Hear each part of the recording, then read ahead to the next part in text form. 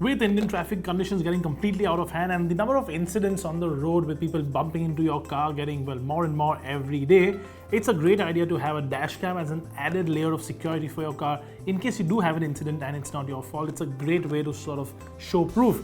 So let's have a look at this dash cam. It's made by Transcend, who are of course the guys who make the pen drives and hard disks and card readers normally, but they've now gone and made a dash cam. So let's quickly open up the box and see what we have here. Of course, it's a small little container. It's typically got a very nice sort of chunky looking dash cam in it. It's got a charger and a clamp inside. So let's actually get it into the car and mount it up and see how it goes and see what sort of recording quality it gives you.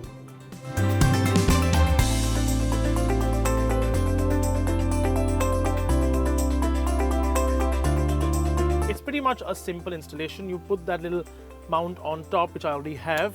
It's a little clip-on mount and a little suction cup, and there's just one clip which you can just clip on, and there it is, it's on. Now usually this position is not the ideal one because it will come in the middle of your sort of field of view, but what I would suggest you put it slightly higher up behind your rear view. For the sake of this video, we're going to keep it here so that you can see what sort of connections you need to do and how it generally looks when it's mounted up.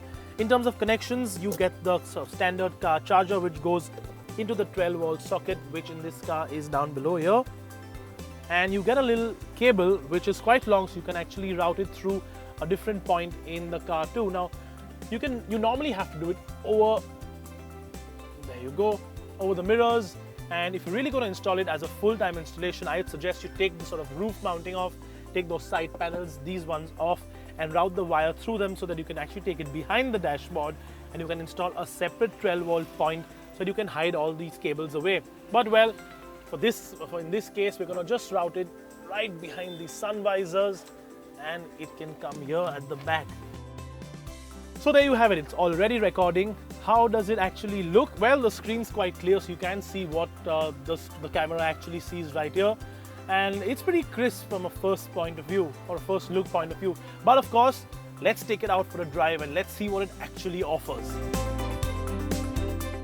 Once installed, the Transcend Dashcam is really easy to use as the screen is very helpful. And although it isn't a touchscreen, the 4-button setup on the bottom makes it easy to cycle through options.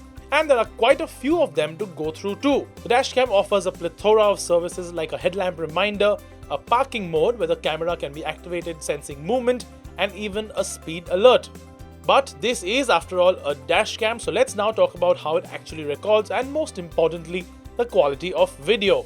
In the daytime, the video quality is crisp and the lens makes sure it captures a good wide-angle shot. You can shoot either in 720p or in full HD 1080 resolution. The latter, of course, will mean larger files though. The camera also had great quality while recording at night, and even in really low light conditions, the camera adapts really well. All in all, this dashcam does its primary dashcam duties really well. At 19,999 rupees, the Transcend Dashcam is most certainly priced at a premium. But considering the fact that it gives you an additional level of security against miscreants when your car is parked, and video proof with real-time data like your GPS coordinates and speed in case of an accident that is not your fault, it is an accessory every keen motorist must have.